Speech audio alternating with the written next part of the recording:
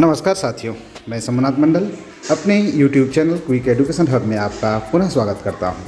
आज आपको JSTPD advance course 3 में जो पहली गतिविधि है गणित में आकलन का आकलन मैं कराने जा रहा हूं। तो यदि अभी तक आप हमारे चैनल पर नए हैं तो मेरे चैनल को सब्सक्राइब करें एवं बगल के बेल आइकन को क्लिक करें, जिससे मेरे हर वीडियो का नोटिफिकेशन आपको तुरंत मिल सके। अगर आपको ये वीडियो पसंद हो तो आप अपने दोस्तों में इसे शेयर करें। आप मेरे वीडियो को YouTube, फेसबुक एवं ट्विटर एवं हमारे ब्लॉगर पेज पर भी देख सकते हैं। तो चलें आज के इस पहले गतिविधि पर। JSTPD एडवांस कोर्स 3 के पहले आकलन में गणित में आकलन जो है उसके कुछ प्रश्न को हम कराने का प्रयास कर रहे हैं। आप पूरे वीडियो को देखें, स्किप ना करें। तो चलते हैं पहले प्रश्न की ओर। पहला प्रश्न है जो दिया गया है, रश्मि जी ने अपनी कक्षा में बच्चों को गणित का एक प्रदर्शनात्मक काम करने के बाद स्व आकलन करने को कहा। ऐसा करने से बच्चों को किस तरह मदद मिलेगी? आप एक से अधिक विकल्प भी चुन सकते हैं। इसमें जो ऑप्शन है, सीखने के उद्देश्यों पर ध्यान देने में, खुद के समझ के बारे में सोचने, खुद को अंक देने में, खुद की समझ को सुधारने और आकलन करने में। तो इसमें जो सबसे सटीक आंसर है वो है आपका पहला, दूसरा और चौथा। इसमें टिक करें और सबमिट बटन दबाकर अगले प्रश्न की ओर बढ़ें। अगला प्रश्न है जो आपके सामने इस प्रकार का होगा, कार्य के अनुसार फीडबैक की मदद से हम कौन सी अवधारणा के सीखने की प्रक्रिया सुधार सकते हैं? आप एक से अधिक विकल्प भी चुन सकते हैं। इसमें ऑप्शन है पूर्व ज्ञान वाली अवधारणा, सीखने जाने वाली अवधारणा और आगे आने वाली अवधारणा। तो इसमें तीनों ऑप्शन सही हैं। इस पर तीनों में आप टिक करें और सबमिट बटन को दबाएं। अगला प्रश्न के लिए जारी रखेगा बटन को दबाएं और आपके सामने प्रश्न नंबर 3 है। सीमा जी बच्चों को गुणा करने के लिए अलग अलग तरीके सिखाना चाहती है। इसके लिए उन्होंने बच्चों को सामने 3 तरीके रखे और उनके बारे में चर्चा करने को कहा। क्या यहाँ उन्हें बच्चों के बीच हो रही चर्चा का आकलन करना चाहिए? आप एक ही विकल्प को चुन सकते हैं। इसमें ऑप्शन है नहीं, क्योंकि यहाँ बच्चों की शुरुआती समझ ही देखी जा सकती है। हाँ, क्योंकि पता चलेगा कि बच्चे की भाषा का इस्तेमाल कैसे कर रहे हैं। नहीं, क्योंकि बच्चों का आकलन टेस्ट से करना चाहिए। हाँ, क्योंकि इससे उनकी समझ और सोच के बारे में पता चलेगा। तो इसका जो तीसरा ऑप्शन है, जो चौथा ऑप्शन है वो सही है। तो इस पर टिक करें और सबमिट बटन को दबाएं। जारी रखें। आपका अगला प्रश्न जो होगा, क्वेश्चन नंबर 4, सीमा जी ने बच्चों को उनके गुणा करने के तरीके कक्षा में आगे आकर सबके साथ बांटने को कहा। इसके बाद उन्होंने बच्चों को गुणा करने की प्रक्रिया पर फीडबैक दिया। ऐसा करना उन्होंने क्यों जरूरी समझा होगा? आप एक ही विकल्प को चुन सकते हैं। इसमें ऑप्शन है अवधारणा की समझ के लिए, प्रक्रिया की समझ के लिए, अलग अलग तरीकों के समझ के लिए, गलतियों को पकड़ने के लिए।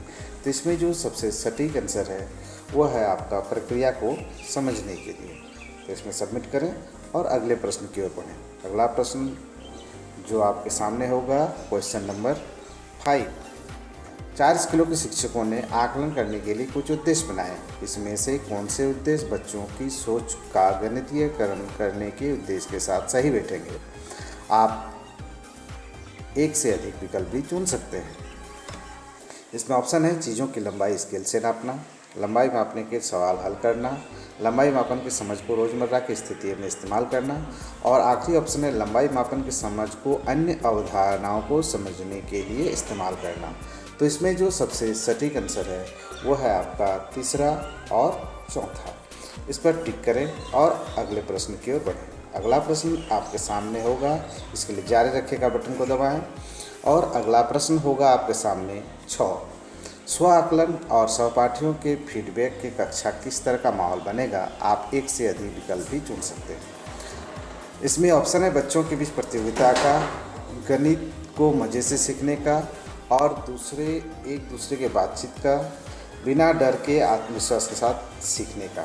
तो इसमें जो सबसे सटीक आंसर है वह है आपका दूसरा और चौथा। इस पर टिक करें और सबमिट बटन दबाकर अगले प्रश्न की ओर बढ़ें। अगला प्रश्न आपके सामने होगा क्वेश्चन नंबर 7। दिए गए रूब्रिक्स को देखें। आपके अनुसार इस रूब्रिक्स में कौन सा स्तर गहरी समझ और दूसरी अवधारणाओं के इस्तेमाल होने वाली समझ के स्तर को दिखाएंगे। आप एक से अधिक विकल्प को चुन सकते हैं। तो इसमें जो सबसे सटीक आंसर है वो है आपका तीसरा और चौथा। इस पर टिक करें और सबमिट बटन दबाकर अगले प्रश्न की ओर बढ़ें। जारी रखेगा बटन दबाएं। अगला प्रश्न है, करुणा जी ने अपनी कक्षा में बच्चों को एक परीक्षा पत्र दिया। इसे हल करने के बाद उन्होंने बच्चे को हर एक सवाल का हल ब्लैक बोर्ड पर करके दिखाया और उन्हें ही अपने हलों और उत्तरों की जांच करने के लिए अंक देने को कहा। बच्चों में स्व-आकलन करने की क्षमता विकसित करने के लिए आप करुणा जी को इन विकल्पों में से क्या सुझाव देंगे। इसमें ऑप्शन है, अवधारणा की समझ के हल करने के लिए सीखने की प्रक्रिया के बारे में सोचने का मौका दें, ऐसे ही है परीक्षा पत्र का आकलन कराएं, खुद हलों और उत्तरों की जांच करके अंक दें और उसके बाद बच्चों को अंक जोड़कर कुल अंक बताने दें, और आखिरी ऑप्शन है, बच्चों को एक दूसरे का आकलन करने में अंक देने को कहें। तो इसमें जो सबसे सटीक आंसर है वह है पहला, अवधारणा की समझ हल करने और सीखने की प्रक्रिया के बारे में सोचने का मौका दें। सबमिट बटन दबाएं और जारी रखेगा बटन दबाकर अगले प्रश्न की ओर बढ़ें। अगले प्रश्न है जो क्वेश्चन नंबर 9 है, कार्य पर फीडबैक प्रक्रिया और फीडबैक और स्वनियमित फीडबैक, इन तीनों तरह के फीडबैक देने से बच्चों को सीखने का कौन सा स्वभाव विकसित होगा। आपके सामने ऑप्शन है, एक दूसरे की नकल करने का, गलतियों से सीखने का, अपने सोच के बारे में खुद सोच पाने का, कलमगिरी का। तो इसमें जो सबसे सटीक ऑप्शन है वह है 2 नंबर और 3 नंबर। इसमें टिक करें और सबमिट बटन दबाकर अगले प्रश्न की ओर बढ़ें। अगला प्रश्न जो आखिरी प्रश्न होगा, प्रश्न संख्या 10, वो आपके सामने इस प्रकार का होगा। आनंदिता जी को आकृति सिखाने की योजना बनानी है। इसमें आकलन को किस तरह शामिल किया जा सकता है। अवधारणा सिखाने के बाद समझ की जांच करने के लिए, अवधारणा सिखाने से पहले सीखने की तैयारी जांच करने के लिए, सीखने सिखाने के दौरान सीखने सिखाने की प्रक्रिया की जांच करने के लिए, और साल के अंत में परीक्षा के समय। जो सभी विकल्प सही हैं, इस पर सभी पर टिक करें और सबमिट बटन को दबाएं। इस तरह इसमें आपका सारे क्वेश्चन सही हो गए हैं। वीडियो देखने के लिए आपका बहुत बहुत धन्यवाद।